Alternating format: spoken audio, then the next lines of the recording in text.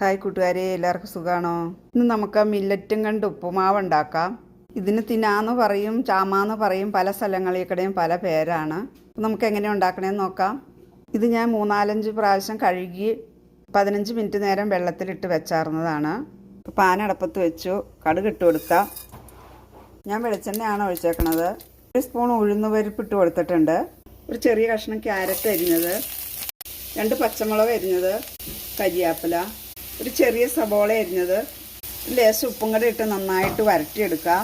അപ്പോൾ സബോളയൊക്കെ നന്നായിട്ട് വരണ്ട് വന്നിട്ടുണ്ട്. ഇനി മില്ലറ്റിനകത്തേക്ക് ഇട്ട് കൊടുക്കാം. 1 മിനിറ്റ് നേരം സബോളയ്ക്ക് അകത്തിട്ട് ഇങ്ങനെ ഒന്ന് വരട്ടിയെടുക്കാം. 3 സ്പൂൺ തേങ്ങ. ഈ കപ്പിന് 1 കപ്പ് മില്ലറ്റാണ് എടുത്തേക്കണത്. അപ്പോൾ ഈ കപ്പിന് തന്നെ 2 കപ്പ് വെള്ളം ഒഴിച്ചു കൊടുക്കാം.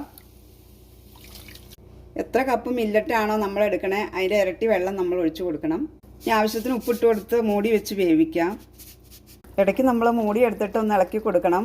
തീ കുറച്ച് വെച്ച് വേണം വേവിക്കാൻ. നെയ്യ് ഇഷ്ടമുള്ളവർക്ക് നെയ്യിലുണ്ടാക്കുവാണെങ്കിൽ ഇച്ചിരി കൂടെ ടേസ്റ്റ് കൂടുതൽ കിട്ടും. അപ്പോൾ വെള്ളമൊക്കെ പറ്റി വെന്ത് വന്നിട്ടുണ്ട്. തീ കൂട്ടി ഒന്ന് ഇച്ചിരി നേരം ഒന്ന് വരട്ടി എടുക്കുവാണെങ്കിൽ ഇച്ചിരി കൂടെ ടേസ്റ്റ് കൂടുതൽ കിട്ടും. ഈ ഉപ്പുമാവ് ഷുഗറുകാർക്ക് കഴിക്കാൻ നല്ലതാണ്.